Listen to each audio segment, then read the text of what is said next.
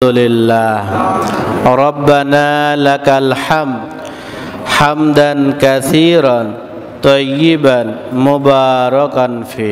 প্রশংসা গাইলাম কার? আল্লাহর। খুশি হবেন কে? আমার আল্লাহ। আমার ভাইরা, দেখতে দেখতে আবার একটি বছর আমাদের মাঝখান থেকে বিদায় নিয়ে আবার নতুন বছর শুরু হয়েছে। সাধারণত ইংরেজি মাস শুরু হয় জানুয়ারি থেকে, কথা বলেন ঠিক কিনা? জানুয়ারি, ফেব্রুয়ারি, মার্চ, এপ্রিল, মে, জুন, জুলাই, আগস্ট, সেপ্টেম্বর, অক্টোবর, নভেম্বর, ডিসেম্বর। আবার সিরিয়াল অনুযায়ী বাংলা মাস শুরু হয় বৈশাখ থেকে, নাকি? হ্যাঁ, বৈশাখ, জ্যৈষ্ঠ, আষাঢ়, শ্রাবণ, ভাদ্র, আশ্বিন, কার্তিক, অগ্রহায়ণ, পৌষ, মাঘ, ফাল্গুন, চৈত, শেষ, নাকি? তেমনইভাবে আরবির একটা মাস আছে, গণনা আছে, হিসাব আছে, শুরু আছে, শেষ আছে। সেই আরবি মাসের শুরু হয় হচ্ছে মহরম থেকে। মহরম, সফর, রবিউল আউয়াল, রবিউল সানি, জুমাদাল উলা, জুমাদাল উখরা, রজব, শাবান, রমজান, শাওয়াল, জিলকদ, জিলহজ। সেই আরবি মাসের আজ প্রথম সপ্তাহের প্রথম মাস মহরম মাসের প্রথম সপ্তাহ। সেই আরবি মাসের মহরম মাসের আজকে প্রথম জুমা, যেই মাস শুরু হয় আরবি মহরম মাস দিয়ে, সেই মাসের আজকে প্রথম সপ্তাহ। আবার আরবি মাসের যেমন ইংরেজি মাসের যেমন সাপ্তাহিক আজ শনিবার, রবিবার, সোমবার, মঙ্গলবার, বুধবার, বৃহস্পতিবার, শুক্রবার, তেমনিভাবে আবারও আরবিরও একটা সপ্তাহ আছে। ইয়ামুল সাবতি, ইয়ামুল আহাদ, ইয়ামুল ইসনাইন, ইয়ামুল সুলাসা, ইয়ামুল আরবা, ইয়ামুল রুবা। এইভাবে করে সপ্তাহে 7 দিন নাম আছে, শেষ আছে। আমার ভাইরা, এই মহরম মাসে অনেক গুরুত্বপূর্ণ বিষয়, অনেক লম্বা চড়া আলোচনা। 10 মহরম অর্থাৎ আশুরার দিন, যেটাকে বলা হয় আশুরার দিন, 10 মহরম। এই 10 মহরম নিয়ে কিতাবের মধ্যে অনেক আলোচনা পাওয়া যায়, যে বিষয়গুলো বাস্তব ঘটনা, যেগুলো 10 মহরম আশুরা, ভাঙ্গা এবং গড়া নেই 10 মহরম। আমার ভাইরা, যেহেতু আমরা আরবি মাস মহরম মাস পেয়েই গিয়েছি, আল্লাহর কাছে দোয়া করব, আল্লাহ তুমি আমাদের এই মহরম মাসের ওসিলায় বিগত বছরের সমস্ত গুনাহ খাতা আল্লাহ মাফ করে দাও। আল্লাহ বিগত বছরে যা কিছু করেছে আল্লাহ তুমি আমাদের সব কিছু মাফ করে দিয়ে এই মহরম মাসের পহেলা থেকেই, বছরের শুরু থেকেই শুরু করে আল্লাহ তুমি আমাদের নেক আমল করার তৌফিক দান করে দাও। আল্লাহ তুমি আমাদের হায়াতকে বৃদ্ধি করে দাও। আল্লাহ তুমি আমাদের নেক হায়াত বৃদ্ধি করে দাও। যতদিন বেঁচে থাকবো আল্লাহ, যতদিন হায়াতের জিন্দিগিতে বাঁচিয়ে রাখবে আল্লাহ, যেন তোমার পথে, তোমার দ্বীনের পথে, তোমার দ্বীন সংগ্রাম করতে গিয়া রাজপথে, রাজ ময়দানে যেন কোরআনের পক্ষে যেন জীবন দিতে পারি। আল্লাহ তুমি আমাদের তৌফিক দান করে দাও। এই মহরম মাস আল্লাহ তুমি আমাদের পিছনের অতীতের সমস্ত গুনাহ খাতা মাফ করে দাও। বলেন তো, তিনি মাফ করতে পারবে কি পারবে না? পারবে কি পারবে না? আমার ভাইরা, এই জন্য দোয়া করার প্রয়োজন আছে না নাই? এই জন্য আল্লাহকে ডাকার দরকার আছে না নাই? না আল্লাহকে না ডাকলে আল্লাহ মাফ করে দিবে? হ্যাঁ, আল্লাহকে না ডাকলে আল্লাহ মাফ করে দিবে। ডাকার মতো ডাকলে আল্লাহ অবশ্যই শুনবে। কথা বলেন ঠিক কিনা? আমরা তো আল্লাহকে ডাকতে জানি না, আল্লাহর কাছে চাইতে জানি না, আল্লাহর কাছে আমরা চাই না। কথা বলেন ঠিক কিনা? আমার ভাইরা, যেহেতু মহররম মাস, এই মহররম মাসে কিতাবের মধ্যে বর্ণনায় পাওয়া যায় 10 মহররম। এই মহররম মাসে 16টি বিষয় বর্ণনা করা হয়েছে। গুরুত্বপূর্ণ, অত্যন্ত গুরুত্বপূর্ণ আশুরা 10 মহররম 16টি বিষয় বর্ণনা করা হয়েছে। তার মধ্যে 1 নম্বর বর্ণনা হলো মানব সৃষ্টি। জোরে বলে সুবহানাল্লাহ। 1 নম্বর ইতিহাস কি বলেন তো একটু? মানব সৃষ্টি 10 মহররম। 1 নম্বর হচ্ছে মানব সৃষ্টি। এভাবে 16টি বিষয় বর্ণনা করা হয়েছে। 2 নম্বর হলো ইদ্রিস আলাইহিস সালাতু ওয়াস সালামে দুনিয়া থেকে সরাসরি বেহেশতে গমন করলেন। 3 নম্বর হলো নূহ আলাইহিস সালাতু ওয়াস সালামের একটি নৌকা ছিল। কি ছিল? নৌকা। নূহ আলাইহিস সালাতু ওয়াস সালামের এই নৌকাটা একটি পাহাড়ের নাম হলো জুদ্দি পাহাড়। এই জুদ্দি পাহাড়ে সেই সময় বিশাল একটা প্লাবন হলো, ঝড় হলো, তুফান হলো, বন্যা হলো। বন্যাতে নৌকা ভাসতে ভাসতে ওই জুদ্দি পাহাড়ে গিয়ে নৌকাটা ঠেকেছিল। এই 10 মহররম আশুরার 10 তারিখে আমার ভাইরা। তাহলে আশুরার 3 নম্বর ঘটনা হলো নূহ আলাইহিস সালাতু ওয়াস সালামের কিস্তি অর্থাৎ নৌকাটি ওই জুদ্দি পাহাড়ে ভিড়েছিল। 4 নম্বর ঘটনা হলো হযরত ইব্রাহিম আলাইহিস সালাতু ওয়াস সালামকে নমরুদ যখন আগুনের মধ্যে ফেলে দিয়েছিল। আমার ভাইরা সকলেই কিন্তু জানে, কথা বলেন ঠিক কিনা? তাহলে মহররমের আশুরার 10 নম্বর 4 নম্বর ঘটনা হলো হযরতে ইব্রাহিম আলাইহিস সালাতু ওয়াস সালামকে আগুনের মধ্যে ফেলে দিয়েছিল। 5 নম্বর ঘটনা হলো হযরতে মূসা আলাইহিস সালাতু ওয়াস সালামের সাথে মূসা আলাইহিস সালাতু ওয়াস সালাম আল্লাহর সঙ্গে কথা বলেছিলেন।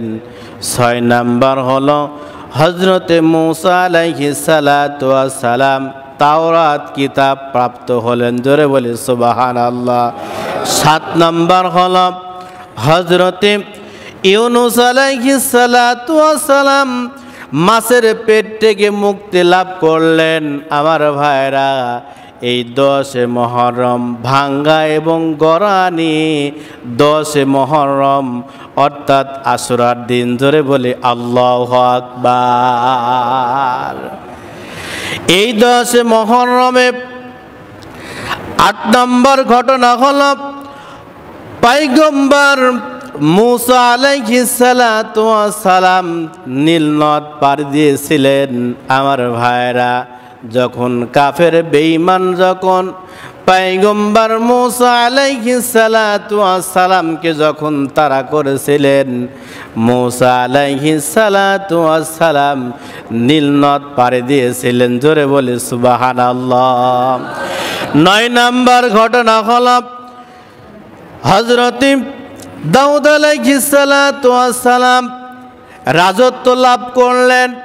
10 নম্বর ঘটনা হলো পয়গম্বর সুলাইমান আলাইহিস সালাতু ওয়াস সালাম তার রাজত্ব হারিয়ে ফেলেছিলেন।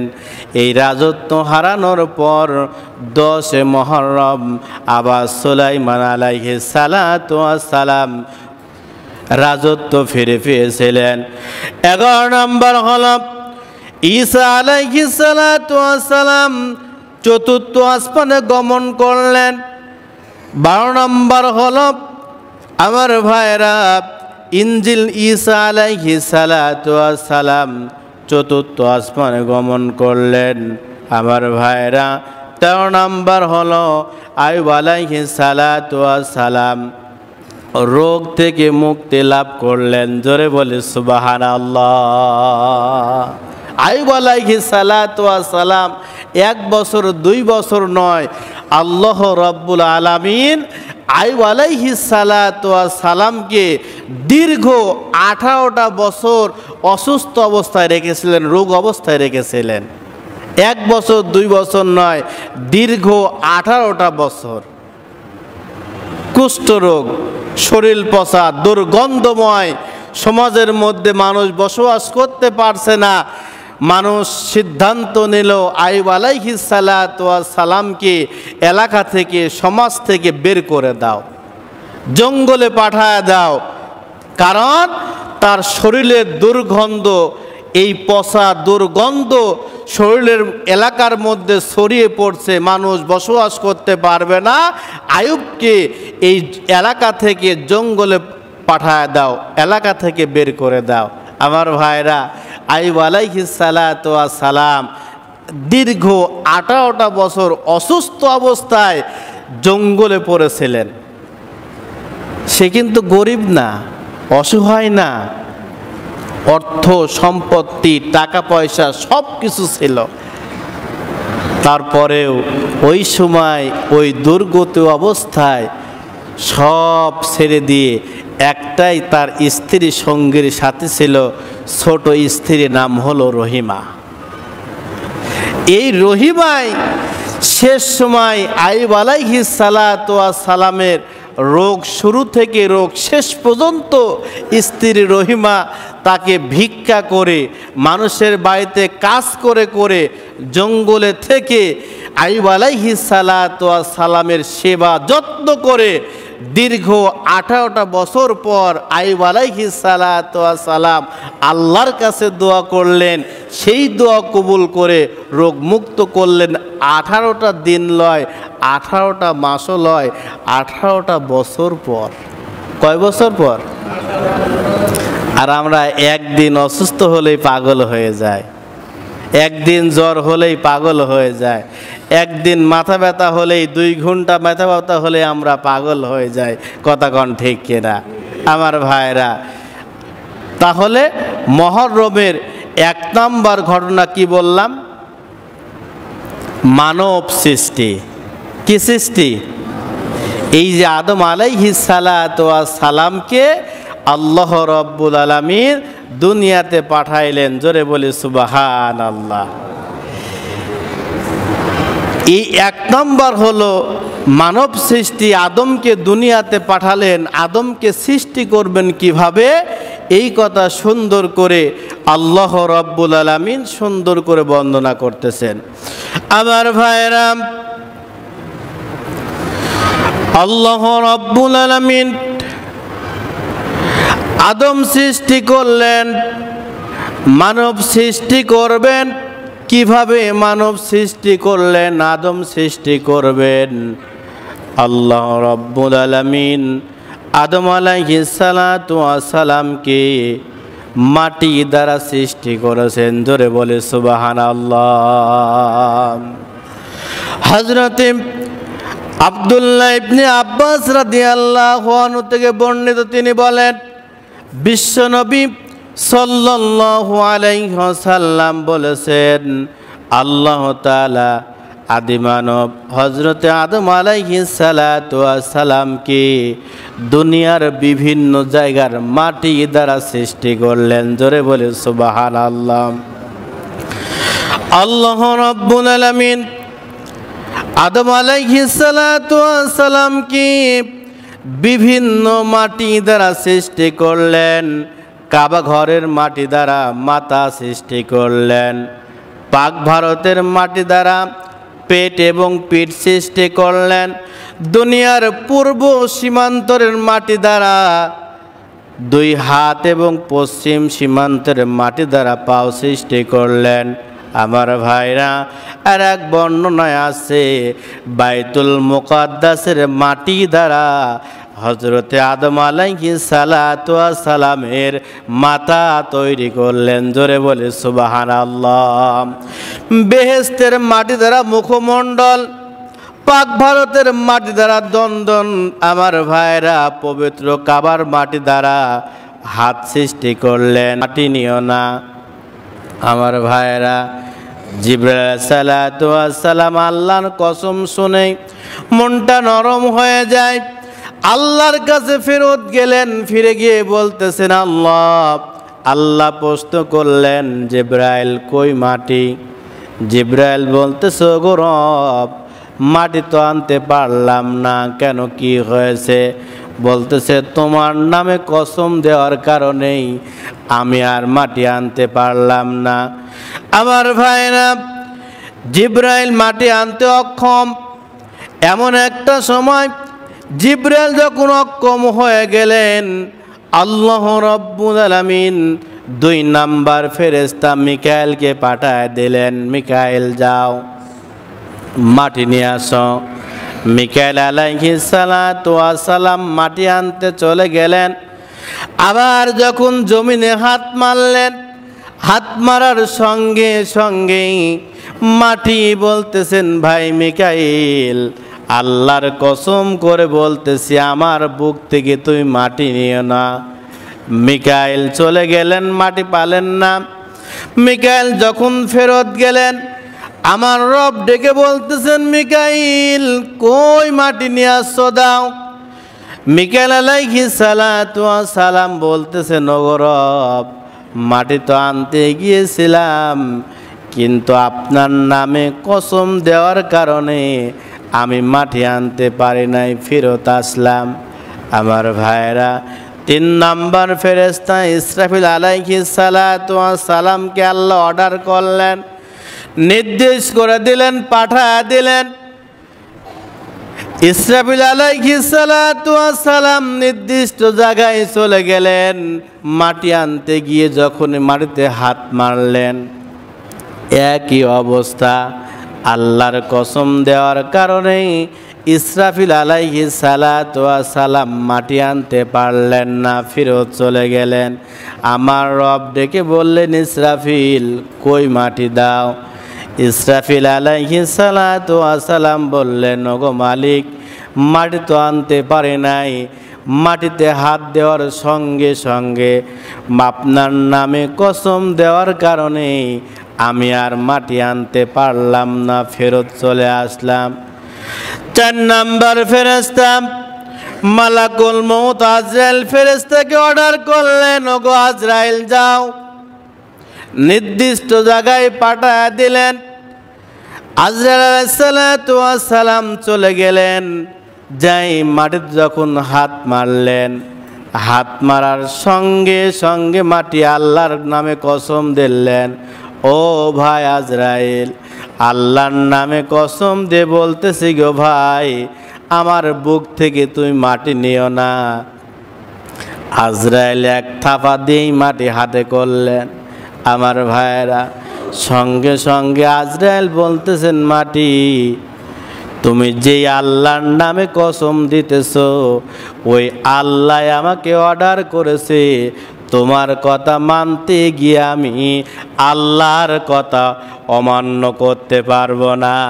আল্লাহু আকবার। মালাকুল মউত আজরাইল ফেরেশতা এমনে আসেনি, এমনে হয়নি। আমার ভাইরা, মালাকুল মউত আজরাইল ফেরেশতা বলল, মাটি যেই আল্লাহর নামে তুমি কসম দিতেছো, ওই আল্লাহ তোমাকে অর্ডার করলেন, ওই আল্লাহ তোমাকে পাঠিয়েছেন। আল্লাহর কসম করে বলতেছি, তোমার কথা আমি মানতে পারবো না। তোমার কথা মানতে গিয়ে আমি ওই আমার রবের কথা, আল্লাহর কথা মান্য করতে রাজি নয়। আমার ভাইরা, মালাকুল মউত আজরাইল ফেরেশতা খাবড়িয়ে ধরে জমিন থেকে মাটি তুলে নিলেন, চলে গেলেন রবের কাছে, মাটি পৌঁছায় দিলেন। অনেক লম্বা চড়া ঘটনা। আমার ভাইরা, আল্লাহ রাব্বুল আলামিন ফেরেশতাদেরকে নির্দেশ করলেন, অর্ডার করলেন, ফেরেশতা মাটিটাকে সুন্দর করে তাইফ এবং মক্কা শরীফের মাঝখানে রেখে দাও। জোরে বলি আল্লাহু আকবার। আবার ভাইরা, অনেক লম্বা চড়া ঘটনা। আল্লাহ রাব্বুল আলামিন আদমকে সৃষ্টি করলেন, আদমের ভিতরে রূহ দিলেন, জান দিলেন। আদমকে যখন তৈরি করা হয়ে গেল, আদম সৃষ্টি করা হয়ে গেল, আদম একা একা চলাফেরা করে, মনটা ভালো নয়। আমার ভাইরা, এই আদম আলাইহিস সালাতু ওয়াস সালামকে এই 10 মুহররমেই সৃষ্টি করা হয়েছে। জোরে বলে সুবহানাল্লাহ। আদমকে সৃষ্টি করা হলো, আদম একা একা আর ভালো লাগে না, মনটা মলিন, মনটা খারাপ, কেউ না কেউ তার সঙ্গের সাথে হলেই তো ভালো হয়। আমার ভাইরা, এমন একটা সময় আদমকে আল্লাহ রাব্বুল আলামিন বড় একটা বিশাল একটা ঘুম দিয়ে দিলেন। ঘুম দেওয়ার সঙ্গে সঙ্গে আল্লাহ রাব্বুল আলামিন ফেরেশতাকে অর্ডার করলেন, ফেরেশতা আদমের বাম পাজরের হাড়টা বের করে নাও। ফেরেশতারা বের করলেন, কি কায়দায় কি কৌশলে আদমকে ঘুম দিয়ে দিলেন।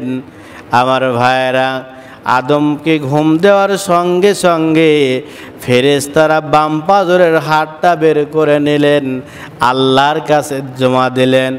আল্লাহর কুদরতে ওই বাম পাজরের হাত দিয়ে পরম সুন্দরী মা হাওয়া আলাইহিস সালাতু ওয়াস সালামকে তৈরি করলেন। জোরে বলে সুবহানাল্লাহ। বাম পাজরের হাত দিয়ে, আদমের বাম পাজরের হাত দিয়ে মা হাওয়া আলাইহিস সালাতু ওয়াস সালামকে সৃষ্টি করলেন। সৃষ্টি করেই আদম ঘুমিয়ে আছে, মা হাওয়া আলাইহিস সালাতু ওয়াস সালামকে আদমের পাঁজরে বসায়া দিলেন। আদমের পাঁজরে বসে আছে, কাছে যখন বসে আছে হঠাৎ করে আদমের ঘুম ভেঙে যায়। ঘুম ভেঙে উঠে দেখেই, তাকিয়ে দেখি পরম একটা সুন্দরী নারী, এত সুন্দর মেয়ে তার পাশে বসে আছে। আমার ভাইরা, বলেন তো আদম আর ঠিক থাকবে? কথা কয় না। আদম ঠিক থাকবে? যুবক, তার পাশে একটা সুন্দরী মেয়ে আছে, ওই যুবক আর ঠিক থাকতে পারে? আর ঠিক নাই। আদম আলাইহিস সালাতু ওয়াস সালাম ঘুম ভেঙেই হাওয়াকে দেখে আর ঠিক নাই। হাওয়া আলাইহিস সালাতু ওয়াস সালামকে যখন ধরতে লাগলেন, ধরতে গেলেন, হাত বাড়ালেন, আল্লাহ রাব্বুল আলামিন আদমকে বললেন, আদম স্টপ, ধরা যাবে না, ধরতে হলে একটা কাজ করতে হবে। জোরে বলে সুবহানাল্লাহ। ধরতে হলে কি করতে হবে? কি করতে হবে? একটা কাজ করতে হবে। আদম আলাইহিস সালাতু ওয়াস সালাম বলতেছেন, রব জলদি করে বলো, আর সময় দিতে পারতেছি না, আর সহ্য হচ্ছে না, কি কাজ করতে হয় তাড়াতাড়ি বলো, আমি সব কাজ করতে রাজি, কিন্তু এই মেয়েকে আমি ধরবই, হাওয়াকে আমি ধরবই। আল্লাহ রাব্বুল আলামিন বলতেছেন, আদম হাওয়াকে ধরতে হলে তোমাকে বিয়ে করতে হবে। জোরে বলে সুবহানাল্লাহ। এখন আমাদের যুবকেরা তো বিয়ে ছাড়াই ধরে, কথা কোন ঠিক কিনা? কিন্তু আল্লাহর অর্ডার, আদমকে বলতেছেন, আদম হাওয়াকে ধরতে হলে তোমাকে আগে বিয়ে করতে হবে। আদম আলাইহিস সালাতু ওয়াস সালাম বললেন, আল্লাহ জলদি করে করো, দেরি করো না, আমার আর সহ্য হচ্ছে না। আমার ভাইয়েরা, আদম আলাইহিস সালাতু ওয়াস সালাম মা হাওয়া আলাইহিস সালাতু ওয়াস সালামকে যখন বিয়ে দিলেন, আসমান এবং জমিনের মধ্যে যতগুলো ফেরেশতা সবাই আনন্দ উল্লাস করলেন। জোরে বলে আল্লাহু আকবার।